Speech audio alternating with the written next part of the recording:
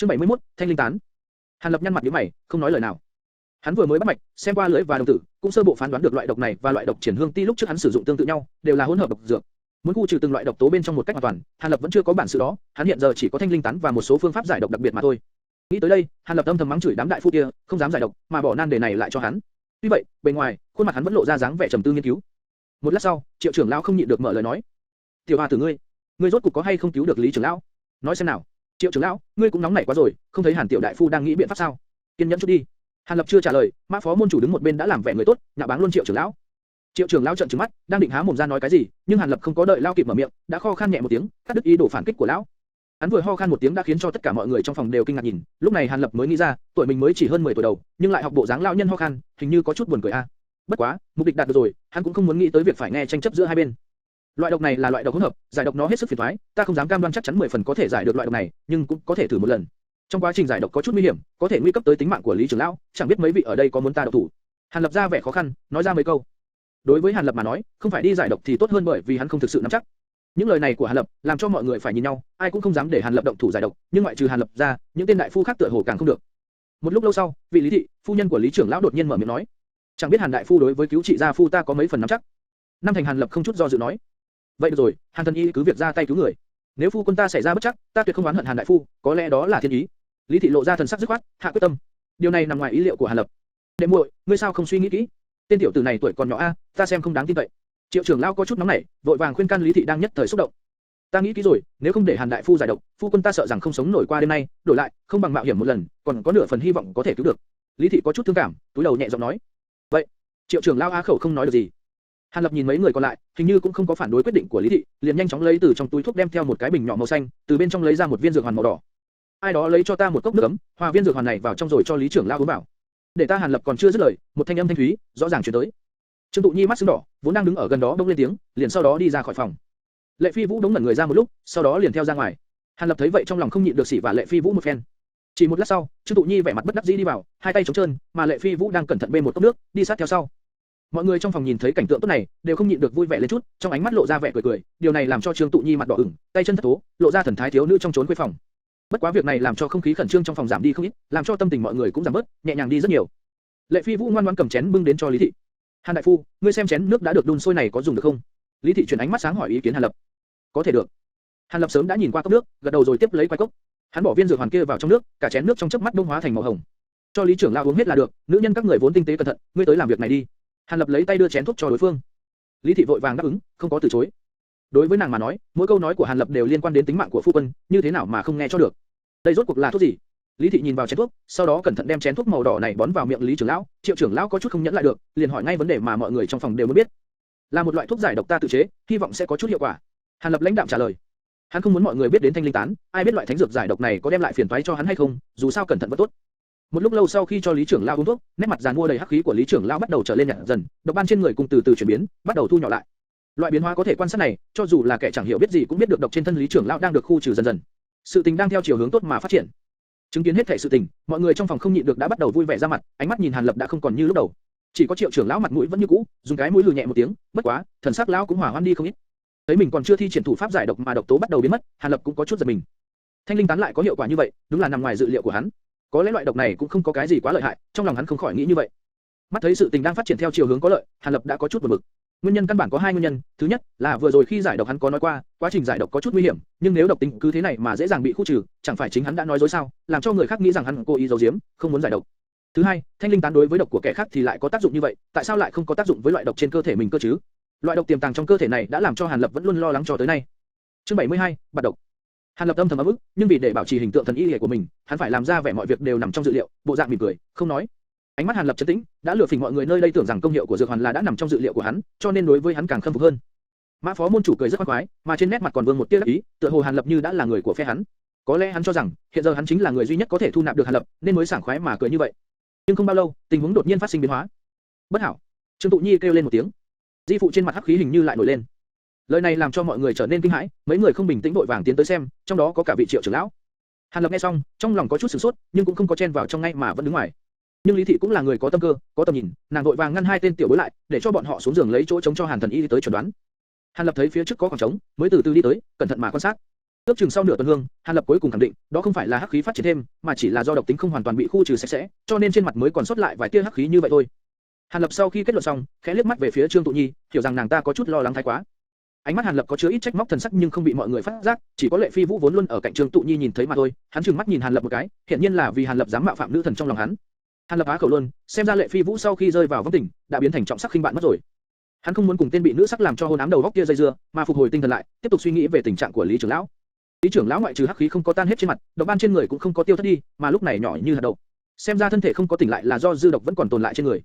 Xem đến đây, Hàn Lập biết rằng thủ pháp giải độc mà mình đã chuẩn bị trước, xem ra phải đem ra dùng rồi. Cũng không cần phải giàu dĩ vì những chuyện mình đã suy nghĩ, biểu hiện vừa rồi xem như đúng trong dự liệu của mình. Đi tìm một chậu nước tới đây, nhớ đổ đầy nước vào trong đó. Hàn Lập không khách khí lên giọng sai bảo. Lần này không có phiền đến Trương Tụ Nhi làm, Mã Vinh ứng thanh một tiếng rồi chạy ra ngoài. Hàn Lập quay đầu lại, trịnh trọng nói với Tiễn trưởng lão và Mã phó môn chủ. Sau đây cần hai vị giúp một tay, dùng nội lực đem độc dược còn nằm lại trong người Lý trưởng lão bước ra ngoài qua mấy huyệt đạo, sau đó ta sẽ dùng kim châm phóng huyệt để giải độc, đem huyết độc giải khai, không biết hai vị có làm được không? Mã phó môn chủ ánh mắt lóe lên không ngừng, nhưng vẫn đáp ứng. Tiễn trưởng lão thì chỉ lạnh lùng gật đầu, đáp ứng một cách dứt khoát. Tại sao phải tìm bọn họ hai người, chẳng lẽ ta không làm được sao? Triệu trưởng lão có ý không vui, cảm giác Hàn Lập xem nhẹ hắn. Hàn Lập âm thầm thở dài, xem ra cần phải giải thích rõ ràng cho lão gia hỏa cố chấp này mới được. Triệu trưởng lão luyện hôn viên trưởng, vốn là ngoại công. Ban về nội lực tinh thuần, ta nghĩ bọn hai người Mã phó môn chủ thích hợp hơn. Hàn Lập không gắt gỏng hay tức giận, nhẹ nhàng nói. Này, đối phương bị Hàn Lập nói cho lời này liền không còn nói được gì nữa. Hàn Lập không có để ý tới lao hồ đồ cao ngạo này nữa, quay ra nhìn những người khác trong phòng ra lệnh.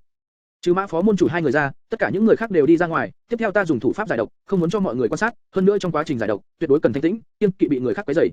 Hàn Lập vừa nói xong, mọi người trong phòng có chút ngẩn ra, nhưng rất nhanh Lý Thị đã tiếp nhận, nàng cùng kính thi lễ nói, phu quân ta làm phiền mấy vị rồi. Sau đó rất nhanh đi ra khỏi phòng trước. Có Lý Thị dẫn đầu đi ra, những người khác mặc kệ có nguyện ý hay vui vẻ không, đều không làm gì được hơn là theo chân Lý Thị đi ra phòng khách. Đợi sau khi Mã Vinh bê chậu nước vào, Hàn Lập liền lập tức đuổi ra, sau đó đóng chặt cửa phòng ngủ, chỉ để lại mọi người bên ngoài đang ngơ ngác nhìn nhau. Thời gian trôi qua một cách chậm chạp, từng phút một, cũng không biết đã trải qua bao lâu, cách cửa phòng ngủ vẫn chưa mở ra, mà từ trong phòng ngủ cũng không có tiếng động nào truyền ra cả. Loại yên lặng đến khác thường này làm cho mọi người đang đợi tin tức trở nên bất an, một bóng ma vô thanh vô tức hiện lên trong lòng mọi người, mà ngay Lý Thị sắc mặt vốn bình tĩnh cũng đã bắt đầu đứng ngồi không yên, chứ chưa nói tới vị Triệu trưởng lao nóng tính kia, sớm đã đi lại lòng vòng trong phòng khách không biết bao nhiêu vòng rồi. Cho đến lúc mọi người trong phòng khách gần như mất hết kiên nhẫn thì cạch một tiếng, cánh cửa phòng ngủ được mở ra từ bên trong. Mọi người đều hướng ánh mắt về nơi âm thanh phát ra, trên nét mặt mọi người phảng phất đều rất hồi hộp, ngưng trọng. Hàn Lập vẻ mặt mệt mỏi từ trong phòng bước ra, hắn thấy vẻ mặt ngưng trọng của mọi người liền mỉm cười nói: "Không có việc gì nữa rồi, dư độc đã hoàn toàn bị khu trừ sạch sẽ, Lý trưởng lão chỉ cần nghỉ ngơi nốt đêm nay, sáng mai sẽ tự động tỉnh lại." Hàn Lập nói những lời này rất tự tin, trên thực tế, hắn cũng không có nghĩ tới lần thanh trừ dư độc này lại tiến hành thuận lợi như thế, một điểm bất chắc cũng không có xảy ra. Lý Thị nghe xong những lời đó liền mừng ra mặt, nguyên tâm tình buồn bực trước đó đồng biến mất, mà mấy vị tính tình khẩn trương vội vàng sấn tới xem, Hàn Lập liền đưa một tay lên cản bọn họ lại. Lý trưởng lão hiện thân thể rất yếu, cần tránh bị làm phiền, mà Mã phó môn chủ hai người vì khu độc mà nguyên khí đại thương, đang điều tức trong đó. Ta xem, càng ít người vào càng tốt, mà tốt nhất thì chỉ nên để một mình Lý phu nhân vào là được. Hàn Lập trịnh trọng nói với Lý phu nhân. Lý Thị nghe được tin tốt như vậy, làm sao còn có ý kiến gì khác, vội vàng gật đầu đáp ứng, mà cũng quên cảm tạ Hàn Lập, liền vội vàng đi vào phòng ngủ. Chương 73, Lệ Phi Vũ đích tâm tư. Lý Thị vừa vào đến trong phòng thì ngửi thấy một cỗ xú khí chi vị bốc ra, sau đó chỉ thấy Mã phó môn chủ cùng Tiễn trưởng lão đang ngồi quanh chân trước giường, nhắm mắt điều tức. Trên mặt đất, nằm giữa hai người bọn họ có một chậu máu đen ngòm, cỗ xú khí tinh huyết là từ đó mà ra. Bọn họ hai người sắc mặt tái nhợt, xem ra những lời Hàn Lập vừa nói không sai, bọn họ đã hao phí không ít công lực. Lý Thị nhất thời trong lòng xuất hiện vài phần cảm kích đối với bọn họ. Nàng tuy không biết võ công, nhưng do tiếp xúc với giới giang hồ lâu năm nên cũng biết rằng vào lúc này không nên quấy rầy hai người bọn họ, nên vội vàng đi chậm lại, nhẹ nhàng đi tới trước giường, chăm chú nhìn người đang nằm trên đó. Chỉ thấy Lý trưởng lão đang nằm ngủ một cách ngon lành, những thống khổ ban đầu đã vô ảnh vô tung biến mất. Tuy nói sắc mặt vẫn còn tái xanh, vàng vọt nhưng hắc khí trên mặt đã hoàn toàn biến mất, độc ban trên người cũng chỉ còn là vết mờ mờ, làm cho người nhìn lướt qua sẽ không nhận ra được. Xem ra độc tính đã hoàn toàn được giải trừ, Lý Thị nhịn không được vui sướng vô cùng. Qua một lúc lâu sau, nàng khẽ lấy tay lau đi ngấn lệ trên mắt, lúc này nàng mới nghĩ ra mình còn cần phải cảm tạ Hàn Lập mới đúng. Vì vậy, nhẹ nhàng quay người trở về phòng khách, nhưng vừa ra đến cửa, liền bị mọi người vây lấy, hỏi thăm không ngừng, và cũng không thấy Hàn Lập còn ở đó. Nàng có chút kinh ngạc, vội hỏi bọn Mã Vinh vẫn đứng ngoài vài câu. Nghe bọn họ trả lời xong, Lý Thị mới biết được, Hàn Lập sau khi kê một phương thuốc dưỡng thân bồi khí xong, liền cáo từ ra về, mà cũng không có ở lại thêm nữa khác. Lý Thị nghe xong, hồi lâu không nói được câu gì, nhưng trong lòng đã có quyết định, đợi sau khi Lý trưởng lão thân thể khắc phục, vợ chồng hai người nhất định sẽ tìm tới đáp tạ ơn cứu mạng của Hàn Lập. Lý Thị cũng không có phát giác, trong phòng không chỉ có Hàn Thần Y lìa biến mất mà còn có thêm một người nữa, đó chính là kẻ vốn không rời Trương Tụ Nhi một bước, Lệ Phi Vũ. Bên cạnh một con đường nhỏ heo hút, dưới bóng cây đại thụ rậm rạp, có một người đang nằm trên thảm cỏ, đang nhàm chán đếm số lượng lá xanh phía trên đầu, đó chính là Hàn Lập mới từ chỗ Lý trưởng lão đi ra. Khi hắn đếm lá xanh gần tới con số hàng nghìn, một bóng đen từ trên không bỗng xuất hiện, tư thế như lão ưng chó kê, chim ưng bồ gà, đánh tới, thoạt nhìn khí thế vô cùng hung hãn, phảng phất như có thẩm cửu đại hận vậy. Uy, đừng làm loạn, mỗi lần thấy mặt ta, người như thế nào lại muốn động thủ, mà ta cũng đâu phải cô nương Trương Tụ Nhi kia đâu chứ. Hàn Lập vừa nói những lời này, bóng đen kia tại không trung linh động xoay người lại, nhẹ nhàng phiêu phủ xuống bên cạnh Hàn Lập, tư thế cực kỳ mỹ diệu, đúng là Lệ Phi Vũ vừa đuổi theo tới. Hàn Lập, bộ dáng đen xỉ của ngươi mà cũng đòi so với Trương Tụ Nhi cô nương sao? Này không phải là hạ thấp giá trị con nhà người ta sao? Lệ Phi Vũ vừa nghe thấy thế, không có tức giận mà nhẹ nhàng dùng chân đá thẳng vào mông Hàn Lập, coi như là trừng trị. Hàn Lập nghe xong, liền trợn tròn mắt, sau đó giống như con cá quay nước, bật đứng dậy. Xem ra, Lệ đại sư huynh của chúng ta đúng là trọng sắc khinh bạn rồi, ta thật sự là chọn bạn không cẩn thận. Đừng nhiều lời lung tung, ngươi rốt cục bảo ta tới đây làm gì? Phải biết rằng, ta thật vất vả mới tìm được cơ hội đến gần Trương cô nương, sao có thể lãng phí như vậy? Nếu không nói do nguyên nhân, ngươi đừng mơ tưởng thoát đi. Lệ Phi Vũ hiển nhiên rất bực tức, đối với lần ước hẹn không do nguyên nhân này, thật sự là thâm ác đến cùng cực. Ta có ước hẹn ngươi ra đây sao? Ta thế nào lại không biết nhỉ? Chính miệng ta nói ra à? Hàn Lập cố ý làm ra vẻ thất kinh, phi thường khoa trương. Lúc ngươi đi ra, đã nháy mắt với ta, trừ phi người mù không thấy gì, chứ không mọi người đều biết là ngươi ra hiệu. Đừng náo nữa, có chuyện gì thì nói mau, không ta trở về đây. Lệ Phi Vũ xoay người như muốn đi, làm Hàn Lập nhìn không ra hắn là đùa hay là thật. Hàn Lập không muốn tiếp tục trêu đùa đối phương, thần sắc đột nhiên biến đổi, nghiêm nghị nói với Lệ Phi Vũ: đừng trách ta lắm miệng, lấy thân phận bằng hữu ta muốn hỏi ngươi một câu, Trương Tụ Nhi kia có biết ngươi uống chịu tùy hoàn, chỉ còn sống được mấy năm? Lệ Phi Vũ vừa nghe thấy thế, thoát một cái, khuôn mặt hắn trở nên nhợt nhạt vô cùng, không một tia huyết sắc, một hồi lâu không nói câu gì. Hàn Lập khẽ thở dài, chẳng cần phải hỏi nữa, vẻ mặt đối phương đã làm sáng tỏ mọi việc rồi. Ngươi cần gì phải kéo ta ra khỏi giấc mộng đẹp cơ chứ? Lệ Phi Vũ ánh mắt đau xót, một hồi lâu mới nói được một câu. Hàn Lập không có trả lời chất vấn của Lệ Phi Vũ mà vô nhẹ lên đối phương, an ủi: ngươi hẳn là đã nghe qua, tình cảm là thứ gì đó, ngươi vì nó càng nhiều, nó càng làm cho ngươi thống khổ. Hàn Lập rốt cục thấy tâm tình đối phương đã hơi có chút vững vàng, liền nói ra một câu triết lý, làm cho Lệ Phi Vũ nghe thấy phải sửng sốt. Nhân dịp ngươi còn chưa bị vùi lấp trong đó, ta đem ngươi cứu ra, cũng là vì để sau này người bất thống khổ đi một ít. Hàn Lập chậm rãi bổ sung thêm một câu. Lệ Phi Vũ ngơ ngác nhìn Hàn Lập, thần sắc có chút kỳ quái. Sao nào? Có vấn đề gì sao? Hàn Lập bị ánh mắt của Lệ Phi Vũ dọa cho sợ hãi, vội vàng nhìn lại toàn thân mình. Tên tiểu tử ngươi giỏi lắm nhỉ? Được nhiêu tuổi rồi mà nhìn trần thế như những lao già giống nhau, chẳng lẽ ngươi cũng đã trải qua nam hoan nữ ái? Lệ Phi Vũ đột nhiên mở miệng hỏi. Đương nhiên là chưa, nhưng lời này là ta hiểu được từ khi xem sách, nó rất có đạo lý, ta mượn những lời này để giải khai cho ngươi thôi. Nga, nguyên lai là như vậy, ta nói cho nghe này, bằng vào bộ dáng tiêu sái ngọc thụ lâm phong của ta, như thế nào lại có thể kém ngươi ở phương diện này, mà ngươi nói to tát như vậy, hóa ra chỉ là nói trên sách vợ mà thôi. Lệ Phi Vũ thở dài một cái, vỗ ngực mình, phản phất như hắn vừa bị dọa không ít. Hàn Lập á khẩu luôn, tên tiểu tử này khôi phục cũng nhanh quá, vừa rồi bộ dáng còn giống như không muốn sống, trước mắt cái lại biến thành tươi cười, thật là một tên tâm tình biến hóa. Bất quá, Hàn Lập vẫn làm bộ dạng nhất định phải làm rõ, truy hỏi đến cùng, tiếp tục hỏi người thực sự nhẫn tâm với Trương Tụ Nhi cô nương sao? Nhìn thấy người ta lao vào vòng tay người khác ngươi cũng không có động tâm. Lệ Phi Vũ khuôn mặt vốn đang cười, lập tức trở nên lanh khốc vô tình, tràn ngập sát khí lạnh lùng nói, ai dám động vào Trương Tụ Nhi, ta tiểu chặt hết tay chân của hắn. Sau khi ta chết, ta có muốn quản cũng không thể, nhưng trong lúc ta còn sống, Trương Tụ Nhi cô nương sẽ chỉ là của riêng mình ta. Lời nói của hắn như thể làm cho người nghe lạnh cả người. Chương 74, Ngự Phong Quyết. Hàn Lập nhìn khuôn mặt Lệ Phi Vũ trở nên có chút tức giận, một lời bất phát, hắn cũng không biết nên nói thế nào thì tốt. Đột nhiên, khí thế trên người Lệ Phi Vũ thu lại, bộ mặt cười cợt lại xuất hiện, hắn nháy hai mắt, hắc hắc cười lớn nói: thế nào, khí thế vừa rồi của ta rất khá đúng không? Có đúng không, rất có khí phách, có bản sắc kiêu hùng, làm cho người đối với ta sinh ra bội phục, muốn ngay lập tức đầu phục. Hàn Lập bị những lời lung tung này làm cho cười khổ, mới nói được mấy câu cảm động, nhưng ngay sau đó đã lại lộ ngay bản chất. Hàn Lập hung hăng từng mắt nhìn hắn một hồi lâu, cắn răng nghiến lợi nói: kiêu hùng, ta thấy giống cầu hùng thì đúng hơn. Lệ Phi Vũ ha ha cười một cách bất cẩn, hắn cười phi thường sảng khoái, tựa hồ hắn vì có thể nhất thời trấn áp Hàn Lập mà cảm thấy cao hứng. Hàn Lập dần dần khôi phục lại bình tĩnh, yên lặng. Trong lúc đối phương đang cười, đột nhiên thản nhiên nói: lúc trước ta đã nhắc ngươi rồi, ngươi nắm rõ ràng tình cảnh của ngươi, ta hôm nay nói thêm một lần nữa, nếu như ngươi thành công, ta còn có thể giúp ngươi sống lâu hơn, cứ như vậy ngươi có thể cùng Trương cô nương sống với nhau lâu hơn, mà ngươi cũng sẽ không cần phải lo lắng thêm gì nữa. Lệ Phi Vũ ngừng cười đùa, sắc mặt hắn trầm xuống, trong mắt bạo phát vài tia tinh quang bắn thẳng về phía Hàn Lập, cũng không có đáp lời. Nhưng Hàn Lập sắc mặt như thường, một chút biến đổi cũng không có, chỉ dùng ánh mắt bình thản nhìn đối phương. Một khoảng thời gian ngắn sau, Lệ Phi Vũ mới đem thần quang trong mắt thu liễm lại, sắc mặt cũng dễ coi hơn chút. Hàn Lập, ngươi không phải là không biết, ta tuyệt sẽ không nghĩ đến việc tấn công.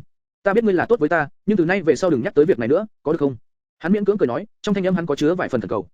Hơn nữa, ngươi cho rằng khi ta trở thành một kẻ bình thường, trói gà không chặt thì Trương cô nương còn có thể để ý tới ta sao? Nhưng lời này của Lệ Phi Vũ mang theo chút âm hưởng tự dễ ước. Hàn Lập im lặng, quay đầu qua một bên, dọc theo hướng mà Lệ Phi Vũ đã đi tới, lặng lặng một lúc, sau đó mới trầm giọng nói: nếu ngươi đã có quyết định rồi, ta sau này cũng không khuyên can nữa, ngươi trở về đi, hy vọng ngươi cùng Trương Tụ Nhi cô nương thật sự có thể đến với nhau. Lệ Phi Vũ nghe được Hàn Lập nói thế, lập tức vui vẻ ra mặt, hắn dùng sức vỗ vào bả vai Hàn Lập mấy cái. Hảo huynh đệ, hôm nay nghe được mấy câu đó, thật sự là rất cao hứng, vậy ta đi trước nhé. Thân hình trồi lên sụp xuống mấy lần đã biến mất tại cuối con đường, không còn thấy tăm hơi. Đau thật a. Đầu vai Hàn Lập đột nhiên đau nhói, vừa rồi Lệ Phi Vũ vô mấy cái, xem ra đã lén sử dụng nội kình, để làm cho bây giờ bả vai hắn lồi lên, một cục như cái bánh bao nhỏ, thật sự là rất đau. Tên tiểu tử tối này, để trả thù ta vì đã bới lỗi đau của hắn ra, dĩ nhiên dùng phương pháp này trả thù ta. Hàn Lập một bên nghĩ tới, một bên luống cuống móc bình thuốc chữa thương trong ngực ra, cởi áo ra, lộ ra bờ vai. Khái, vất vả lắm mới làm việc thiện một lần, vậy mà lại có kết quả như vậy, xem ra mình không hợp để làm việc tốt cho lắm. Tốt hơn là về lĩnh ngộ pháp thuật thôi. Lần ám toán này, lần gặp mặt tới đòi lại sau vậy. Hàn Lập có chút không cam lòng, nghĩ thầm như vậy. Thời gian dần trôi qua, lại thêm một quãng thời gian dài nữa, lúc này Hàn Lập đã 18 tuổi rồi. Trong lúc này, Thất Huyền môn và Dã Lang bang không ngừng ám đấu, rốt cuộc chính thức tuyên chiến. Từ đó về sau, hai cỗ thế lực liên tục phát ra những cuộc xung đột lớn nhỏ, làm không ít những kẻ cùng tiến sơn với Hàn Lập phải tán thân, làm cho Hàn Lập cảm khái không thôi. Trung lớn ngoài cốc khẩu, cũng bởi vì số lượng thương vong tăng lên mà bị gõ nhiều hơn, việc này làm cho Hàn Lập có không ít cơ hội luyện tập các loại kỹ xảo cứu trị, làm cho y thuật của hắn có những bước tiến bộ thật lớn. Bất quá, mặc dù Hàn Lập đúng là diệu thủ hồi xuân, nhưng vẫn có không ít người, ngay cả các nhân vật thuộc chúng, cao tầng phải chết, bọn họ hoặc là chết tại trận đấu, hoặc là do thương thế quá nặng mà chết trên đường về, ngay cả cho Hàn Lập cơ hội cứu trị cũng không có. Nhưng cũng vì thế, song phương đều bắt đầu lộ ra không ít thanh niên cao thủ, ngồi vào vị trí của những kẻ đã vất lạc. Tỷ như ngũ sát tam ưng nhị báo của Dã Lang Bang, hay thất kiệt song hùng của Thất Huyền môn. Mà trong đám đó, nổi danh nhất lại là Lệ Phi Vũ, một trong song hùng của Thất Huyền môn. Hắn giết chết một tên tử y trưởng kỳ sứ, đạt được ngôi vị phó đường chủ ngoại nhận đường, có thể nói trên thì quyền cao chức trọng, mà cảm tình của hắn và Trương Tụ Nhi cũng phát triển rất nhanh, có lẽ đã tới bước đàm hôn luận giá rồi. Hàn Lập sau khi biết việc này, chỉ có thể khẽ thở dài. Hắn không biết Lệ Phi Vũ làm thế là đúng hay sai. Dù sao hắn cũng không phải là Lệ Phi Vũ, không có rơi vào hoàn cảnh đó, cũng không thể nào phán đoán được sự việc đúng sai. Bất quá, nếu như đổi lại là hắn, để hắn phải trơ mắt nhìn người yêu đầu Hoài Tống bao trong tay kẻ khác, Hàn Lập tự hỏi chắc hắn không làm nổi. Nhưng biết rõ mình sẽ chết đi, mà còn muốn lấy đối phương, hắn không đủ can đảm để làm vậy. Bởi vậy, Hàn Lập cũng chỉ có thể giả câm giả điếc, dù sao hắn cũng là kẻ gần gũi mình nhất. Lệ Phi Vũ đúng là hảo hữu của mình, đương nhiên phải thiên lệch về hắn một chút. Hàn Lập lúc này tâm lý cũng an tĩnh xuống một chút. Mặt khác, gần đây xảy ra một sự kiện trọng yếu khác, làm hắn mất nhiều tâm lực, nhưng cũng làm cho hắn không thể phân tâm được. Trải qua vô số lần thất bại, cuối cùng Hàn Lập đã học được cách sử dụng môn pháp thuật Ngự Phong Quyết. Ngự Phong Quyết cũng giống như Thiên Nhãn thuật, đều là môn pháp thuật phụ trợ, chỉ có thể sử dụng trên thân mình, không thể làm phép lên thân người khác. Bất quá, công dụng của nó so với Thiên Nhãn thuật thì lớn hơn nhiều.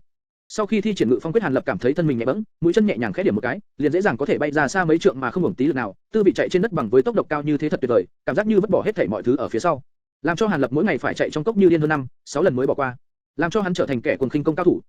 Đương nhiên loại hiệu quả gia tốc này và La Yên Bộ khác xa nhau. La Yên Bộ là môn bí thuật rất khó luyện được, nó có thể biến cái không thể thành có thể, trong cự ly ngắn, hao phí một lượng lớn thể lực dùng để gia tốc. Bộ pháp này mà được thi triển trong địa phương nhỏ hẹp thì vô cùng kỳ diệu. Mà Ngự Phong Quyết khi thi triển thì bất đồng, ngoại trừ không ngừng tiêu hao pháp lực thì không mất một ít thể lực nào cả, có thể mặc ý chạy như điên, tuyệt sẽ không xuất hiện hiện tượng mất sức. Loại gia tốc hiệu quả này vẫn phải dùng pháp lực để duy trì, một khi không còn phép lực thì Ngự Phong Quyết mới ngừng lại mà thôi. Bởi vậy, Ngự Phong Quyết thường được tu tiên giả cấp thấp sử dụng để đi đường dài hoặc chạy khi cần thiết. Có thể nói đây là một môn pháp thuật bắt buộc phải học của hầu hết tu tiên giả cấp thấp. Chương 75, Pháp Vũ Tịch Dụng. Hàn Lập từ sau khi học được Ngự Phong Quyết, hứng thú đối với hai loại pháp thuật Định Thần Phù và Khu Vật Thuật càng gia tăng nhiều, gã tổn hao một lượng lớn thời gian và tinh lực lên trên chúng, hy vọng có một ngày giống như Ngự Phong Thuật kia đột nhiên có thể triệt để lĩnh ngộ được. Nhưng trải qua rất nhiều lần nghiên cứu sâu, Hàn Lập vô tình phát hiện, không cách nào thi triển được hai loại pháp thuật này, có lẽ không hẳn nguyên nhân là do bản thân gã, mà khả năng là do điều kiện bên ngoài khi thi triển không đầy đủ. Theo như sách nói, Định Thần Phù là một loại phù chú, điều kiện cần khi sử dụng là phải chuẩn bị trước pháp phù. Do trước kia Hàn Lập vẫn hay dùng giấy vàng mua từ thị trấn gần đó, rồi chiếu theo đồ hình phù hiệu ghi trên sách, dùng bút vẽ ra cái gọi là pháp phù. Mặc dù trong sách tịch không có nói muốn chế tạo pháp phù thì cần dùng loại sơn nào, nhưng gã nhớ lại tấm pháp phù có màu bạc của Mạc Đại Phu, tự nhiên sử dụng loại xa xỉ phẩm màu bạc. Loại nguyên liệu này có hiệu quả hay không, Hàn Lập không hề biết, nhưng ít nhất xét từ bề ngoài mà nói, mấy tấm pháp phù tự tạo này cùng với thí dụ mẫu ở trong sách hoàn toàn giống nhau.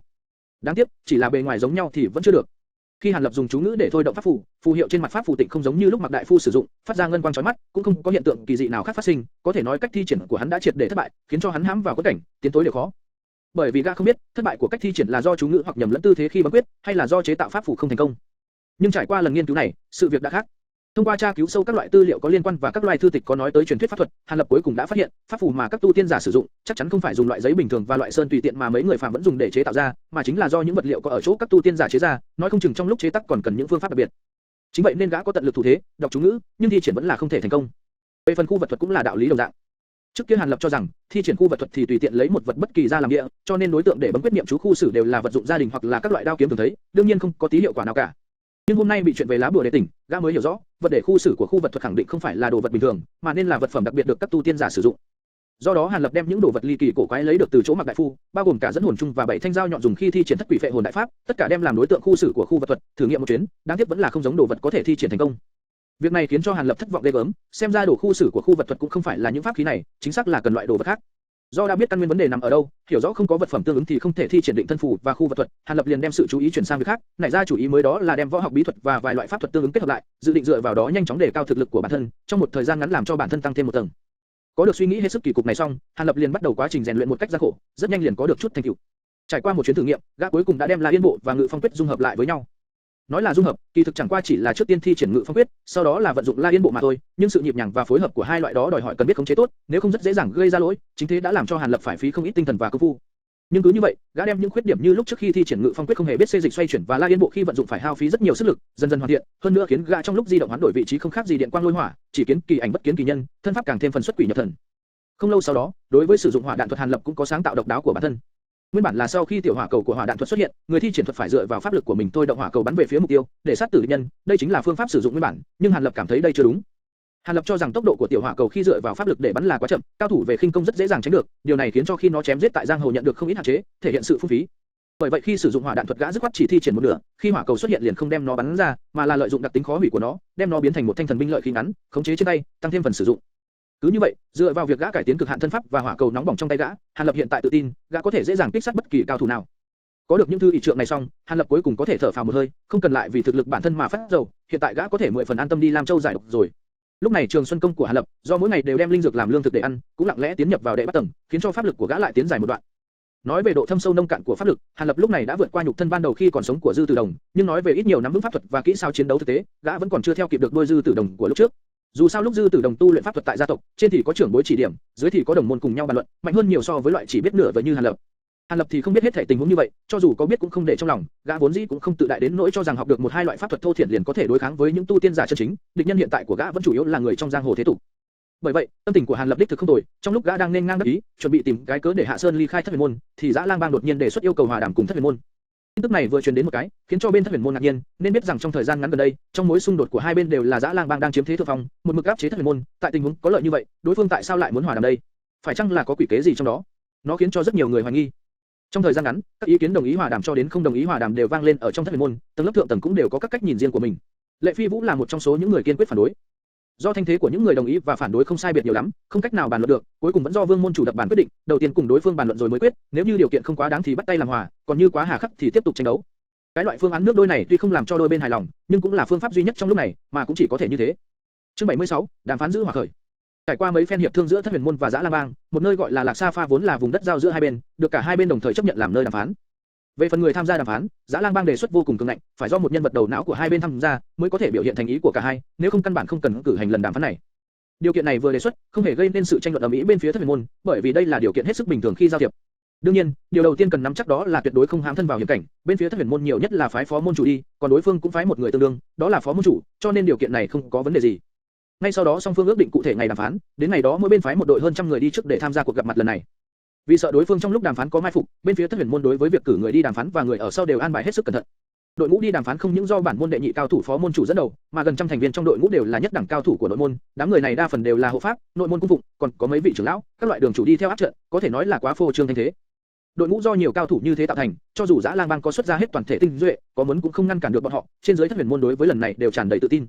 Cứ vậy mà đến, vạn nhất có chỗ bất hảo, những người đàm phán có thể dựa vào võ công cao cường nhanh chóng phá vỡ vòng vây, trở về địa giới của mình, ở đó còn có vô số đội ngũ tinh nhuệ của đệ tử huyết nhận đường phụ trách tiếp ứng, đây có thể coi là con đường rút lui an toàn của bọn họ. Lệ Phi Vũ cũng dũng cảm tham gia vào đội ngũ đàm phán, đối với tính mệnh không kéo dài lâu của hắn mà nói, địa phương càng nguy hiểm, hắn càng khát vọng muốn đi. Cứ như vậy, cuối cùng đã gần tới ngày đàm phán mà đội ngũ cơ hồ đã chiếm gần nửa cao thủ của Thất Huyền môn sẽ phải đi, từ trên núi xuất phát, lần đi về này của bọn họ, tối thiểu cũng mất nửa tháng công phu, đây đúng là đoạn thời gian dài dòng và buồn chán a. Đối với việc này Hàn Lập không để tâm, với hắn mà nói, hòa đàm có thành công cũng tốt, tan vỡ cũng tốt, đều không sao cả. Bởi vì gã sắp rời nơi đây, muốn ra thế giới bên ngoài sông sáo một chuyến, thương thịnh tồn vong của Thất Huyền môn đối với gã thì có quan hệ lớn gì cơ chứ? Chỉ cần không ảnh hưởng tới bản thân gã hiện tại rất lười quan tâm đến sự việc này. Cho nên, vào ngày đội ngũ đàm phán ly khai, gã không hoảng hốt không đội vàng, vẫn điều chế dược liệu mà mình cần, ngoài ra còn bắt đầu thu tập một ít hạt giống của thảo dược chân quý, để chuẩn bị cho sau này dùng. Hàn Lập đã quyết định, đợi tới ngày đội ngũ đàm phán hồi sơn, gã liền chính thức nói lời từ biệt đối với mấy vị môn chủ, nếu như bọn họ biết tốt xấu không buông tha gã cũng không ngần ngại khi ở trước mặt đối phương, hiện lộ một chút thực lực chân chính để đối phương nhìn, cũng là cách để đối phương triệt để thất vọng. Thực ra, nếu ly khai một cách thần không biết quỷ không hay, là đỡ rách việc nhất. Nhưng Hàn Lập lo rằng đối phương không tìm được mình, liền tới làm phiền gia đình gã, cho nên đàng hoàng hướng về những môn chủ nói lời cáo biệt, hơn nữa ra tay trấn nhiếp bọn họ, cũng là việc cần thiết. Về phần lý do để rời đi, Hàn Lập cũng đã sớm nghĩ qua, nói là nhớ Mạc đại phu, muốn đi tìm sư phụ. Còn về việc đối phương có tin hay không, Hàn Lập căn bản không quan tâm, có thực lực tuyệt đối làm hậu thuẫn, gã còn sợ đối phương có phương pháp khác sao? Mỗi khi Hàn Lập nghĩ tới đây, khóe miệng không khỏi lộ ra một tia cười lạnh. Gã lúc này, nếu như muốn lấy đi tính mệnh của mấy vị môn chủ, thật dễ như trở bàn tay. Đương nhiên gã cũng chỉ nghĩ như vậy, thì không muốn phải làm thật. Nhưng Hàn Lập ngàn vạn lần không nghĩ đến, chính vào tối ngày thứ tư sau khi đội ngũ đàm phán rời đi, một người y phục lam lũ, toàn thân cho bụi, tóc hai rối loạn, đột nhiên xông vào phòng của gã, hắn chừng đôi nhãn châu tràn đầy tiêu máu, dùng đôi môi trắng dã rách nát, khàn khàn nói với gã một câu: đội ngũ đàm phán xong hết rồi, nô phó môn chủ chết rồi, hộ pháp, cung phụng chết rồi, mấy vị trưởng lão cũng chết rồi, cơ hồ đều chết sạch rồi. Hàn Lập vừa nghe nói thế, có chút ngây người, không đợi tới lúc gã mở miệng hỏi: đô. Đột nhiên vài chỗ trên núi vang lên tràng âm thanh bén nhọn của tiếng còi báo động. Bang bang. Tiếp đó là một trận âm thanh buồn bực của tiếng gõ vang lên. Đương, đương, đinh đinh, phanh phanh. Các dạng của âm thanh cảnh báo không hẹn mà đồng thời vang lên, ngay sau đó là vô số tiếng hò hét chém giết ầm ầm vang lên. Trong đó mơ hồ truyền lại tiếng va chạm của binh khí, tựa như trong một sát na, toàn thể Thải Hà Sơn biến thành một chiến trường giết chóc to lớn. Hàn Lập biến sắc, gã không cố nghe tiếp những lời của người đang đứng trước mắt, thân hình nhoáng một cái, người đã ra tới bên ngoài phòng, gã nhìn một phía, tìm một gian phòng cao nhất, khẽ dậm chân, người đã lên tới đỉnh căn phòng, sau đó hướng ra ngoài cốc mà nhìn. Thân sắc của gã rất không tốt, lộ ra vẻ âm trầm. Bởi vì nhập vào trong mắt gã không xa toàn là ánh lửa cao ngút trời, bóng người khó phân, lại thêm ánh đao quang kiếm ánh không ngừng lấp lóe, hơn nữa khắp nơi là tiếng chém giết, tiếng báo động, tiếng giận dữ, tất cả tạo thành một vùng âm thanh hoảng loạn. Gã nghe được tiếng gió phía sau vang lên, đầu không cần quay lại, cất tiếng hỏi: Lệ Phi Vũ, là Dã Lang Bang sao? Đúng vậy, không nghĩ tới kế hoạch của bọn chúng lại chu mật đến vậy, cơ hồ tiêu diệt toàn bộ đội ngũ đàm phán của chúng ta, rồi theo đuôi của những người may mắn còn sống, đuổi giết tận lên trên núi. Người báo tin kia chính là Lệ Phi Vũ, người vốn đã ly khai vào 4 ngày trước. Thanh âm của hắn lúc đó tràn đầy sự phẫn nộ bất cam. Chương 77, đối sách. Nhưng bọn chúng làm thế nào để đột phá được trạm canh gác bên sườn núi ở bên ngoài? Lúc bọn ta trở về, rõ ràng đã kêu cảnh vệ bên đường phải tăng cường cảnh giới rồi. Lệ Phi Vũ nghi hoặc tự đủ. Cái này không có gì kỳ quái cả, Dã Lang Bang đối với hành động tấn công lần này, nhất định đã sớm lập mưu từ lâu, gài vài gian tế ở ngoại vi là việc cực kỳ dễ dàng, có đám nội gian này dẫn đường, đám cảnh vệ bên ngoài kia liền bị hạ một cách vô thanh vô tức, cũng là việc hết sức bình thường. Hàn Lập thản nhiên nói. Nhưng Dã Lang Bang muốn dễ dàng hạ gục tất cả các phân đường, đó là việc không thể. Ta phỏng chừng bọn chúng muốn vây chặt từng phân đường ở trên đỉnh núi mà không công kích, sau đó tập trung tất cả các cao thủ, chuyên tâm công kích tổng đường ở Lạc Nhật Phong. Chỉ cần bắt giữ hoặc giết chết toàn bộ đầu não của chúng ta, thì các phân đường kia liền thành không công mà tự phá rồi. Vậy hiện tại chúng ta nên làm gì? Nên đi Lạc Nhật Phong sao? Lệ Phi Vũ có chút vội vã lo lắng hỏi rồi tới. Hàn Lập im lặng không nói, một hồi sau, đột nhiên xoay người, đối diện Lệ Phi Vũ, trầm giọng nói: ngươi còn chưa nói cho ta biết, trong đội ngũ đàm phán có nhiều cao thủ như vậy, tại sao lại bị tiêu diệt hết? Theo lý mà nói, Dã Lang Bang tuyệt đối không có thực lực lớn như vậy. Lệ Phi Vũ vừa nghe những lời đó, cơ nhục trên mặt co rút một hồi, hắn không thể kiềm chế được, thè đầu lưỡi ra liếm đôi môi khô khốc, thần sắc lộ ra một tia cười khổ nói: bọn chúng sử dụng lượng lớn nỏ liên châu, mà đều là loại sử dụng trong quân đội. Nỏ liên châu dùng trong quân đội? Không sai. Khi đó, bọn ta mới rời núi đi được 2 ngày, đang đi trên một vùng đồng cỏ, bởi vì vẫn còn đang trong địa giới của bản môn, cho nên mọi người đều buông lơi. Chính vào khi đó, đột nhiên từ dưới đất chui lên vô số bang chúng Dã Lang Bang, trong tay bọn chúng là nỏ cứng, sau đó là vô cùng vô tận nỏ tiễn bắn tới, khiến cho những đệ tử võ công kém một chút, chết ngay tại đường trường dưới loạn tiễn. Chỉ có số ít người võ công cao cường hoặc là người có vận khí cực tốt, mới may mắn thoát được chuyến công kích đó, nhưng người người đều bị thương, võ công bị yếu đi rất nhiều. Ta là một trong số những người có vận khí tốt, nếu không đã không quay trở lại được. Lệ Phi Vũ nói tới đây, trong lòng vẫn tràn đầy sợ hãi, bên trong ánh mắt bất giác lộ ra vài tia kinh hãi, xem ra cảnh tượng khủng bố của lần nỏ tiễn tề xạ kia, sự đả kích của nó đối với hắn thật sự là không nhỏ. Nỏ tiễn bắn xong, cao thủ của đối phương liền xông tới, sau đó mọi người lâm vào một trận khổ chiến, những người còn lại của bọn ta vì muốn gia tăng cơ hội sống sót, dứt khoát phân khai tự hành động, tự mình đột phá. Cũng may ta mệnh tốt, trong mắt của đối phương ta không được xem là mục tiêu kích sát trọng yếu, cho nên đám người đuổi theo tương đối ít, võ công cũng không tính là mạnh, dĩ nhiên ta giết được chúng. Nhưng đợi tới khi ta theo quay ngược lại hướng truy đuổi mới phát hiện, nguyên lai trên đường đi tại các điểm mà bọn ta nghỉ lại, không biết từ lúc nào bị đối phương nổ sạch, biến thành nơi mà bọn Dã Lang Bang chiếm giữ, đợi chúng ta như cá lọt lưới tự chui đầu vào giỏ. Ta thám thính 1-2 lần xong, liền không dám đi tìm viện trợ nữa. Vì muốn biết tình huống của những người khác, ta đã quyết tâm, dứt khoát phải phục kích một tên Lam Y chấp pháp của Dã Lang Bang. Từ miệng hắn ta biết được nô phó môn chủ và mấy vị trưởng lão, do bị quá nhiều cao thủ của đối phương vây công, đều đã chiến tử rồi, chỉ có vài vị giống như ta do không được coi trọng, mà đều là người võ công không yếu mới có thể đào thoát. Biết được tin tức này xong, ta căn bản không dám trì hoãn nhiều nữa, liền liều mạng chạy thẳng về núi. Nửa đường, trong lúc vô ý gặp được 2 vị cung phụ khác, giống như ta ngày đó thoát được. Thế là cùng nhau chạy trốn một ngày một đêm, cuối cùng cũng về đến núi. Về tới đây được một lúc, 2 vị cung phụ kia liền đi tới Lạc Nhật Phong, để thông chi tin tức đội ngũ đàm phán đã bị diệt hết cho Vương môn chủ. Ta biểu ra cái cơ trị liệu vết thương, lén đến chỗ của ngươi, thương lượng một chút xem có cách gì ứng phó. Nên biết Ngô phó môn chủ và bao nhiêu người đều bỏ mình vì phục kích, còn chúng ta chỉ có vài người, thân phận không cao không thấp lại chạy thoát về. Lấy cớ trốn tránh trách nhiệm, ai mà biết được bọn họ ngoài mặt có đem lửa giận chút hết lên đầu chúng ta, biến chúng ta thành những con dê thế tội hay không? Hiện tại ngược lại mới tốt, tạm thời chưa cần cùng ngươi nói rõ việc đó, người của Dã Lang Bang đã chém giết lên tận đây rồi. Ngươi nói, bây giờ chúng ta nên làm thế nào mới tốt? Lệ Phi Vũ một hơi nói ra cả đống, thân xác lại chuyển thành có chút bất đắc dĩ. Hàn Lập nghe xong, nhíu mày, nghèo đầu suy nghĩ. Tiếng hò hét chém giết trên núi lúc này ngày càng kịch liệt, thỉnh thoảng truyền tới vài tiếng kêu thê lương của người chết, làm cho người ta không rét mà run. Hiện tại trên núi ngươi có còn thuộc hạ không? Âm thanh của Hàn Lập biến thành thập phần trầm thấp. Có, ta còn hơn 20 thuộc hạ, đều an bài ở mấy căn phòng gần nhà Lý trưởng lão, ban đầu dự định đợi đàm phán xong quay về, sẽ đem bọn họ xuất sơn làm việc. Lắm, chúng ta tới chỗ ở của Lý trưởng lão trước, cùng đám người đó tập hợp lại trước, thêm nữa thuận tiện cùng Trương Tụ Nhi cô nương và Lý trưởng lão tụ họp, còn bước tiếp theo, đợi tới khi biết rõ tình hình cụ thể, rồi mới quyết định. Hàn Lập tỉnh táo nói, thể hiện thập phần lý trí. Tốt, ta nghe lời ngươi. Hiện tại, bên ngoài loạn như thế, ta thực sự lo lắng cho Tụ Nhi. Lệ Phi Vũ có chút khẩn trương nói. Hàn Lập liếc nhìn Lệ Phi Vũ một cái, thật sự không biết gã gia hỏa này nghĩ cái gì, một mặt thì vô cùng lo lắng cho Trương Tụ Nhi, quan tâm cực kỳ, mặt khác biết rõ thọ mệnh của mình không dài, mà còn đòi kết hôn với con nhà người ta, rõ ràng muốn đối phương cô quả thủ tiết sao? Đúng là một gã gia hỏa đầy mâu thuẫn. Hàn Lập khẽ hạ một câu đánh giá không dễ nghe dành cho người bạn tốt của mình. Hàn Lập khẽ nhảy xuống trước, rời khỏi nóc nhà, Lệ Phi Vũ cũng theo sau nhảy xuống. Ta đi thu thập một ít đồ vật, sau đó chúng ta lập tức đi ngay. Tốt, ngươi phải nhanh đấy, ta thực sự đang rất lo cho an toàn của Tụ Nhi. Hàn Lập vừa nghe những lời đó, chỉ còn cách im lặng. Đối phương mở miệng ra là Tụ Nhi, nói đến gai gai hết cả người, khiến cho Hàn Lập có vài phần kinh bỉ, lại có vài phần đố kỵ. Hàn Lập không thèm để ý đến dạng đột nhiên hóa thân thành tình si là Lệ Phi Vũ, tự quay vào trong phòng, bắt đầu hỏa tốc thu thập mấy loại vật phẩm cần chuẩn bị. Chương 78, Lâm Trung sát lục. Xong rồi hả? Vừa nhìn thấy Hàn Lập từ trong phòng đi ra, Lệ Phi Vũ lập tức thúc giục. Hàn Lập cũng không cho Lệ Phi Vũ chút thể diện, trừng mắt nhìn đối phương một cái, sau đó đi tới một gian phòng tương đối nhỏ ở trước mặt, đứng cách cửa phòng đang đóng chặt, lạnh lùng nói: "Khúc Hồn, ra đi, tối nay có việc dung đến ngươi rồi." Lời Hàn Lập còn chưa dứt, xoang một tiếng, cửa phòng làm bằng gỗ tựa như làm bằng giấy hồ, bị người ta đụng cho nát bấy, sau đó trong đám vụn gỗ đang bay khắp nơi, một thân hình to lớn chậm rãi bước ra. Hai mắt Lệ Phi Vũ có chút đăm đăm, hắn nhìn người có khí thế như yêu ma ở trước mắt, cự hắn đầu lại đội mũ che kín hết cả diện mục, sợ run cả người. Cự hắn lặng yên không lên tiếng, tự mình bước đến phía sau lưng Hàn Lập. "Đi thôi." Hàn Lập mỉm cười nói, lần này tới phiên gã thúc giục Lệ Phi Vũ đang đứng như thằng đốc. Nga. Lệ Phi Vũ rốt cuộc cũng tỉnh táo lại. Hắn dùng một loại ánh mắt kỳ dị nhìn Hàn Lập, rồi lại nhìn Cự Hán, sau đó ngậm chặt miệng, một tiếng cũng không phát, dẫn đầu hướng ra ngoài cốc mà đi. Hàn Lập nhìn theo bóng lưng của Lệ Phi Vũ, khẽ mỉm cười, sau đó đi nhanh vài bước, đuổi theo đối phương. Cự Hán Khúc Hồn bắt chước cũng gấp rút theo sau gã, nửa bước không rời. Hàn Lập đối với sự hiểu biết của Lệ Phi Vũ rất là hài lòng, chính nhờ hai người cùng tôn trọng việc riêng tư của nhau, bọn họ mới có thể kết thành quan hệ bạn tốt đến như thế.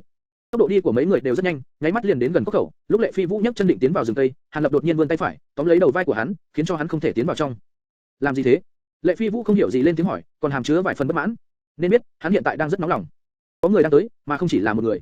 Hàn Lập thản nhiên nói. Lệ Phi Vũ có chút kinh ngạc, lập tức ngưng thần lắng nghe, nhưng qua một lúc lâu, không nghe thấy được gì cả. Hắn dùng ánh mắt nghi hoặc nhìn Hàn Lập một cái, nhưng đối phương vẫn mang bộ dáng thong dong không đội, không hề giải thích gì cho hắn cả. Ngươi, Lệ Phi Vũ vừa mới mở miệng một cái, Hàn Lập đột nhiên lấy một ngón tay đặt lên trên miệng, ý bảo hắn ngừng nói. Lệ Phi Vũ nhíu mày, tuy có chút không tình nguyện, nhưng vẫn theo thói quen, nghe theo ý của đối phương, không tiếp tục nói nữa. Lần này không quá lâu, thần sắc Lệ Phi Vũ cũng trở nên nghiêm trọng, hắn quay đầu lại, có chút ngạc nhiên nhìn về phía Hàn Lập, bởi vì hắn cuối cùng nghe thấy có rất nhiều tiếng bước chân đồng thời vang lên phía ngoài cốc, còn thấy bóng dáng của rất nhiều người. Tôn chấp pháp, khu rừng này có một cái trung to, còn có một con đường, xem ra đây chính là thần thủ cốc mà phó lệnh chủ đã nói. Một thanh âm thô tráng từ bên trong rừng truyền tới. Dựa theo những gì bản đồ nói, và dựa vào cái trung to, nơi này không sai rồi. Các ngươi phải nhớ kỹ cho ta, lệnh chủ đã hạ tử lệnh, chỉ được phép bắt sống thần y ở trong cốc, ai cũng không được làm hại đối phương, không thì sẽ theo bang quy xử lý. Hiểu rõ chưa? Một giọng nói khác có chút bén nhọn, tựa như tiếng gà trống gáy hạ lệnh. Vâng, vâng. Một loạt âm thanh tuân mệnh liền tiếp vang lên, từ giọng nói kia mà phán đoán, xem chừng có hơn mười mấy người, hơn nữa mỗi người trung khí không yếu, tựa hồ trong người đều có công phu không tệ. Trừ một vị Lam Y chấp pháp ra, còn lại đều là tinh anh bang chúng của Dã Lam bang. Lam Y chấp pháp tương đương với hộ pháp bản môn, tinh anh bang chúng giống với đệ tử nội đường của chúng ta. Lệ Phi Vũ hạ thấp giọng, gần tới bên cạnh người Hàn Lập, khe khẽ giải thích. Lệ Phi Vũ biết, người bạn tốt này của mình luôn không quan tâm tới tình huống đối đầu của bản môn, cho nên cũng không cần hỏi gã vì sao có thể sớm nghe thấy tiếng bước chân, ngược lại trực tiếp giảng giải thân phận của địch nhân, muốn cho đối phương biết được mà tính toán, đừng ngơ ngáo vô ý. Hàn Lập vừa nghe, liền hiểu rõ dụng ý của Lệ Phi Vũ, gã cười nhẹ một lát, không nói gì, nhưng nhìn vào ánh mắt, tựa như không thèm để ý. Lệ Phi Vũ có chút nóng nảy. Dựa vào thể lực lúc này của ta, một mình vẫn đối phó được với Lam Y chấp pháp kia, nhưng nếu có thêm địch nhân khác, thì chắc chắn không phải là đối thủ. Ta biết ngươi có nhiều chủ ý xấu xa, có phương pháp nào rồi thì nhanh nói ra, bằng không, không còn kịp nữa rồi. Lần nói chuyện này của Lệ Phi Vũ vừa nhẹ vừa nhanh, cực kỳ dồn dập, bởi vì đám người kia đã đi vào trong rừng, bắt đầu đi tới chỗ dừng chân của mấy người bọn Hàn Lập. Hay là chúng ta tránh né một chút, tạm lánh xa mũi nhọn của đối phương. Lệ Phi Vũ nói ra một chủ ý không tệ, nhưng đáng tiếc là Hàn Lập không sử dụng chủ ý đó. Không hồn, ngoại trừ người mặc y phục màu lam kia sống sót, đem tất cả những người khác ở trong rừng đều giết hết. Hàn Lập đột nhiên quay đầu, lạnh như băng ra lệnh cho Cự Hán. Cái gì? Lệ Phi Vũ nghe câu đó xong, có chút ngạc nhiên, nhưng không chờ hắn có phản ứng, Cự Hán sau lưng Hàn Lập đã hóa thành một cỗ cuồng phong, mãnh liệt xông vào trong rừng. Sau đó trong đám cây đen sì, lập tức truyền lại những tiếng kinh hô và thảm thiết của bọn người Dã Lam bang. Ai ra? A, là ai? Không tốt, có người đánh lén. Đây là quái vật gì vậy? A, cháy mau. A, những tiếng kêu kinh ngạc và thảm thiết ở trong rừng, trong nháy mắt vang lên, nhưng tiếng kêu dần dần thưa thớt, thậm chí không quá lâu, liền yên tĩnh hoàn toàn. Lệ Phi Vũ nhìn chằm chằm về phía rừng cây, hắn lúc này trên khuôn mặt tràn đầy vẻ khó tin. Chương 79, vô đề. Cự Hán giống như đang nhấc một chú gà con, một tay cầm Lam Y Hán tử đang bất tỉnh nhân sự, từ trong rừng cây vững vàng đi ra, trên người hắn dính không ít vết máu, những điểm tinh huyết lốm đốm dính trên áo vải xanh, trông giống như hoa đào tươi đẹp chói mắt. Lệ Phi Vũ thở ra một hơi lạnh. Cự Hán bước vài bước tới trước mặt hai người, ném Lam Y nhân xuống đất, lập tức Lệ Phi Vũ cảm thấy một cỗ máu tươi đến gắt cả mũi, trực diện bay đến. Sắc mặt hắn đại biến, bất giác lùi lại nửa bước, thực hiện tư thế cảnh giới. Cự Hán không để ý đến động tác của Lệ Phi Vũ, mà bước thêm một bước, trở về đứng sau lưng của Hàn Lập, im lặng không chút lúc ních, tựa như từ đầu đến cuối chưa hề rời khỏi đó.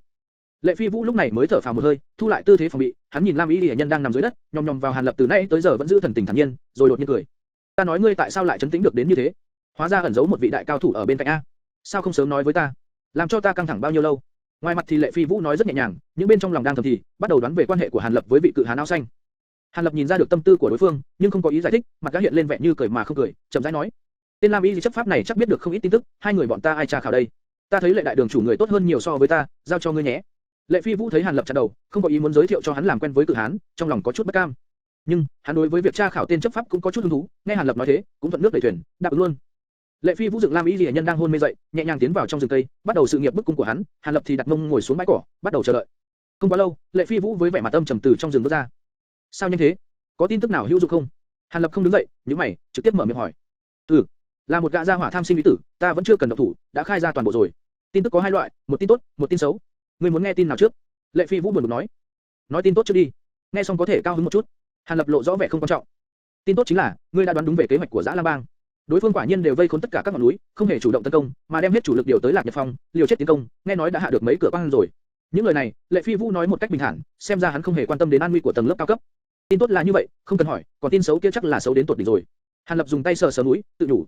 Cái miệng quạ đen của ngươi nói thật sự chính xác, tin xấu chính là địch nhân tấn công lên núi lần này ngoại trừ Dã Lam bang, còn có một số bang phái nhỏ thiết thương hội, Đoạn Thủy môn, xem ra môn phái chúng ta thực sự là đại nạn lâm đầu rồi.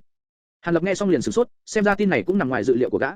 Đừng quan tâm tới số người tiến công là bao nhiêu, trước hết hãy nhanh cùng tiểu tình nhân và thuộc hạ của ngươi hội họp, thừa dịp bên ngoài đang hỗn loạn, đi nhanh lên. Hàn Lập không sửng sốt quá lâu, ngay lập tức đưa ra quyết định. Lệ Phi Vũ vội vàng gật đầu đồng ý, kiến nghị này chính là đúng với ý của hắn. Tên gia hỏa kia, ngươi giải quyết thế nào? Hàn Lập đột nhiên hỏi một câu. Giết khẩu rồi, còn mang theo hắn làm gì? Lệ Phi Vũ đầy vẻ không quan tâm nói. Hàn Lập nghe xong liền mỉm cười, một tay chống xuống đất, người liền từ bãi cỏ nhẹ nhàng đứng dậy. Đi thôi, tận lực mà tránh địch nhân. Nếu như thực sự tránh không được, liền đem những người phát hiện ra chúng ta giết cho sạch, không cần thủ hạ lưu tình, không thì người của chúng sẽ càng ngày càng tới đông. Lời nói của Hàn Lập rất nhẹ nhàng đơn giản, những hàm ý bên trong thì đằng đằng sát khí, tràn ngập mùi máu tươi. Tại địa phương cách thần thủ cốc khoảng mấy dặm đường, bên trong sân nhà của Lý trưởng lão, lúc này tụ tập rất đông người. Đám người này có nam có nữ, già có trẻ có, xem ra bọn họ không hề biết chút nào về võ công, nhưng đều đang thấp giọng bàn luận cái gì đó. Ngoài ra trên mặt ai cũng mang vẻ âu sầu lo lắng. Gần trong sân, có 20 vị thanh niên, thân mặc hắc y, tay cầm đao kiếm, đang cảnh giới bốn phía, cùng với mấy người tay không tấc sắt ở trong sân tạo thành cảnh tượng thật bắt mắt. Bên trong phòng khách của khu nhà, có hai người đang tranh luận vấn đề gì đó. Ta không đồng ý với việc phái người ra bên ngoài, phòng vệ của chúng ta tại nơi này không mạnh, lại phái thêm người ra ngoài, càng khiến cho yếu đi. Không được, tuyệt đối không được. Một trung niên bụng to mập mạp, phun cả nước miếng ra ngoài, đồng thời đầu lắc ngoảnh ngoại, đang kiên quyết phản đối vấn đề gì đó. Nhưng chúng ta không biết là cuối cùng ngoài kia đang phát sinh chuyện gì, không phái người đi tìm hiểu một chút, khác gì bôi đen hai mắt, một chút tình huống cũng không biết, thật quá là bị động. Cùng với người kia tiến hành tranh luận, chính là ái đồ của Lý trưởng lão Ma Vinh. Bị động thì bị động, ngoài kia phát sinh chuyện gì có quan hệ tới ta sao? Đối với ta mà nói, an toàn của nơi đây là quan trọng nhất. Lẽ nào ngươi dám kháng mệnh? Trung niên mập mạp nháy đôi mắt nhỏ vài cái, đột nhiên từ trong ngực rút ra một kim sắc yêu bài, ở trước mặt của Mã Vinh lóa lên một lúc, rồi sau đó trên khuôn mặt hiện lên đầy vẻ kiêu ngạo ngang ngược. Mã Vinh đưa mắt nhìn gã mập ở trước mặt, lại nhìn nhìn yêu bài, thở dài một hơi, chắp tay xá, không dám, tại hạ khẩn tuân thượng mệnh. Chương 80, nộ địch. Cái lệnh bài này chính là tín vật thiếp thân của Vương môn chủ, có nó tiểu có khả năng tạm thời hiệu lệnh các đệ tử dưới trưởng lão, mà kẻ mập mạp này chính là thân tín bên người của Vương môn chủ, nghe nói hắn là con cậu khá gần, cho nên nếu Vương môn chủ có khẩu tín, mệnh lệnh gì đều là thông qua người này truyền đạt đến. Trước đó không lâu, người này được Vương môn chủ ban cho lệnh bài này, tới nơi đây thỉnh Lý trưởng lão lên núi nghị sự, nhưng sau khi truyền xong mệnh lệnh, nghĩ đến việc lập tức chạy trở về khi mặt trời lặn xuống sau núi, có điểm quá khổ cực, liền dựa vào sủng tín của mình, khăng khăng đòi ở lại Lý Trạch nghỉ ngơi một hồi, sau sẽ trở về trên núi. Lý trưởng lão dưới tình huống bất đắc dĩ, không thể làm gì khác hơn chính là đáp ứng hắn, mà chính mình không dám chậm trễ, mang theo Trương Tụ Nhi cũng vài tên đệ tử khác, vội vã chạy tới Lạc Nhật Phong. Kết quả không bao lâu, trên núi xảy ra đại biến, tên mập này nhát gan vô cùng, tự nhiên càng không muốn trở về một mình. Những người trong biệt tử, hầu hết đều là thành viên gia đình của bang chúng thì ở tại phụ cận của Thất Huyền môn, bọn họ phần lớn không biết võ công, bởi vậy khi hỗn loạn xảy ra đồng thời, những người này đều trở nên kinh hoàng, thất thố, không biết làm thế nào cho tốt. May mắn Mã Vinh có chủ ý, hắn vội vàng thỉnh cầu Lệ Phi Vũ lưu lại hơn 20 thủ hạ để hỗ trợ, đem những người này tập trung lại với nhau, để ngừa chạy loạn trong đêm tối sẽ gặp cái gì bất chắc. Bởi vì nơi này tương đối vắng vẻ, chính là ở tại phong ốc đang được xây dựng trên vùng bằng phẳng ở trong núi, cho nên mặc dù nghe được âm thanh báo động và tiếng giết, nhưng đối với chuyện cụ thể phát sinh bên ngoài, những người nơi này lại không biết. Cho nên sau khi Mã Vinh hoàn thành hết thể việc này, định phái những người này đi ra ngoài hỏi thăm tin tức. Tại thời điểm đó tên mập không biết chút nào võ công này lại xung ra, hắn chẳng những ngăn trở việc dò xét cử động, tình hình của địch, mà còn ỷ vào lệnh bài tước đoạt luân quyền chỉ huy đối với ngoại đường đệ tử, sau đó định co rụt ở chỗ này, bị thay nhắm mắt, chuyện gì cũng không làm. Mã Vinh biết rõ tầm quan trọng của việc hiểu rõ tình hình địch, hắn mấy lần cùng đối phương tranh chấp, nhưng đều bị tên mập nhát chết đến cực điểm này dùng lệnh bài mà Vương môn chủ cấp cho, đè ép xuống, thậm chí ngay cả Mã Vinh tự mình đi dò xét cũng không cho, xem ra hắn cũng đem Mã Vinh trở thành một công cụ hộ thân bảo vệ tính mạng của mình. Cứ như vậy, ở trong phòng khách Mã Vinh gấp đến độ giống như kiến bò trên chảo lửa, di chuyển loạn lên, nhưng lại không có biện pháp nào đối với tên mập cái gì cũng không hiểu này, phải biết rằng tại Thất Huyền môn không nghe thượng lên, tự tiện hành động, tội danh là rất lớn, nhẹ thì phế đi võ công, đuổi khỏi sân môn, nặng thì tính mạng khó mà bảo toàn, bị hình phạt đao chạm. Bởi vì hắn biết rõ đại sự kinh thiên động địa xảy ra bên ngoài, rất có thể bổn môn đã đến lúc sinh tử, nhưng chỉ ở đây không thể làm gì. Trong lúc Mã Vinh hận không thể một trưởng đánh chết tên thượng cấp trước mặt này, thì Hàn Lập cùng Lệ Phi Vũ lại không biết một chút nào hết thảy sự việc phát sinh nơi đây, vẫn còn hướng tới nơi này cấp tốc chạy tới. Dọc đường đi, bọn họ thấy dấu vết của địch, có khả năng tránh được thì tránh, trốn được thì trốn, tận lực che giấu hành tích của mình, cho đến khi cách chỗ ở của Lý trưởng lão hơn một dặm thì bị một nhóm người áo xanh chặn đầu, không có cách nào ẩn thân thêm nữa, rút cuộc cùng địch nhân lần đầu tiên tiếp xúc chính diện. Hiện tại có 10 tên cầm cương đao, từ bốn phương tám hướng xông tới bao vây, đem bọn họ vây ở giữa. Từ trên bộ pháp hành tẩu nhìn ra, trong đó đại bộ phận mấy tên trên ống tay áo có một đạo bạch tuyến võ công kém cỏi nhất, mà hai gã trên ống tay áo có hai đạo bạch tuyến thì võ công cao hơn rất nhiều, nhưng cao nhất chính là tên có ba đạo bạch tuyến, trên mặt có vết sẹo, hắn hiển nhiên chính là đầu mục của đám người này. Tên cầm đầu có vết sẹo này cũng cẩn thận đánh giá mấy người bị vây khốn dưới tay của mình, hắn trong lòng đã cảm thấy có chút kỳ quái. Điều này cũng có trách, trong mấy người này, Lệ Phi Vũ bây giờ đầu tóc rối bời, dơ giấy nhếch nhác, thoạt nhìn giống như đầu bếp trên núi, mà Hàn Lập hai mắt vô thần, da tay ngăm đen, không giống kẻ có võ công, duy nhất có thể mang đến áp lực cho bọn hắn chính là kẻ có thân hình cao lớn, đầu đội nón tre, chính là khúc hồn trên người vẫn còn vết máu loang lỗ. Ba người bất luân bất loại đứng chung một chỗ, làm cho tên đầu mục danh tiếng tự nhận là giang hồ lao luyện này cũng có chút buồn bực. Hắn đem ánh mắt để phòng hướng tới mấy kẻ dưới tay, sau đó cao giọng hướng về phía đối diện hô, bất kể các ngươi là ai, Thất Huyền môn bây giờ đã hết rồi, các ngươi đầu hàng đi, có khả năng tha chết cho các ngươi. Hàn Lập cười một cái, xoay mặt nói với Lệ Phi Vũ, ai động thủ? Ngươi hay là khúc hồn? Lệ Phi Vũ vừa nghe, hai tròng mắt hung quang chợt lóe, lớn tiếng nói, từ phục sức mấy tên này xem ra, đúng là đệ tử sơ đẳng của Đoạn Thủy môn, ta đã bị bọn dã lang bang truy sát một thời gian dài, trước tiên để cho ta phát xuất sự phẫn hận trên người bọn họ đi. Thêm nữa vũ khí của bọn họ, vừa lúc ta dùng hợp. Nói xong, người kia như cầu vòng vọt ra ngoài, trong nháy mắt đã tới trước mặt tên áo xanh cách hắn gần nhất. Tên nọ thất kinh, vừa định vũ động cương đạo, nhưng chợt thấy trong tay nhẹ bẫng, đao đã ở trong tay địch nhân đối diện rồi, hắn hoảng loạn vội vàng lùi lại, song đã muộn, một đạo bạch quang xẹt qua trước mắt, thân thể hắn đã tách rời làm hai. Chuỗi động tác liên tiếp của Lệ Phi Vũ, khéo léo hoàn hảo, nhanh như thiểm điện, làm cho đám đệ tử Đoạn Thủy môn còn lại chưa kịp phản ứng, đã bị Lệ Phi Vũ đoạt đao, giết người. Đám người còn lại sắc mặt đại biến, đặc biệt là tên cầm đầu mặt sẹo, bởi vì hắn võ công cao hơn nhiều so với những người khác, nên tâm tư hắn cũng lợi hại nhất. Hắn rất rõ ràng, biết mình đã gặp phải cao thủ, căn bản là bọn hắn không có khả năng chống lại, bởi vậy hắn rất quyết đoán ra lệnh. Toàn bộ lui lại, có thể chạy một người thì chạy một người, mau phát tín hiệu, tiêu cao thủ tăng viện. Những lời này nhắc nhở những tên áo xanh khác, bọn chúng ầm ầm một chút, từ tư thế vây bắt lúc đầu, chuyển qua chạy trốn tứ tán, hướng bốn phương tám hướng đào thoát, có vài người một bên thì chạy, một bên thì đem tay sờ vào lòng ngực, xem chừng phải lấy ra tín hiệu cấp báo. Tên áo xanh có hai đạo bạch tuyến chạy nhanh nhất, nỗ lên hụt xuống vài cái đã trốn ra xa ngoài mấy trượng. Hắn trong lòng mừng thầm, nghĩ rằng mình có hy vọng chạy thoát, nhưng chợt thấy lạnh sau gáy, một đoạn kiếm bén nhọn dài nửa tấc từ yết hầu đâm ra, sau đó lập tức lại biến mất vô ảnh vô tung. Hắn không nhịn được hoảng sợ, muốn lên tiếng kêu to, nhưng cảm giác được toàn thân giống như bị rút hết sức lực, trở nên mềm nhũn, không có chút khí lực nào. Tiếp theo trơ mắt nhìn thân thể chính mình từ từ ngã xuống, mặt ngửa sủi lơ trên mặt đất, đã không thể động đậy nữa. Lúc này hắn mới hiểu được, mình cũng bị người từ sau phía sau thân đâm một kiếm xuyên qua yết hầu. Tên áo xanh này rất không cam lòng, hắn rõ ràng đã chạy thoát xa rồi, như thế nào lại chết nhanh như vậy? Hắn cố sức đem đầu quay hướng một bên, rút cuộc thấy được một màn cuối cùng trước khi chết, một cái bóng đen thoát ẩn thoát hiện sau lưng một tên áo xanh thoát ra xa nhất, sau một kiếm phiêu phiêu, bóng đen có chút nhoáng lên rồi biến mất, sau đó lập tức xuất hiện phía sau một gã đồng môn khác, lại cùng một dạng bạch quang hiện lên, lúc này một kiếm lại xuyên qua yết hầu từ phía sau, thân thể hắn giống như mình ngã xuống trên cỏ, từ cuống họng máu tươi phun ra ngoài. Sau khi nhìn xem hết thảy điều này, tên áo xanh mới mỉm cười nhắm mắt xuôi tay, bởi vì hắn biết tự mình cũng sẽ không cô đơn, rất nhanh sẽ có nhiều người xuống bồi tiếp hắn, bóng đen kia quỷ mị sẽ không tha một người nào trong bọn họ. Bất luân bất loại, không giống như thường, không ra cái loại gì cả,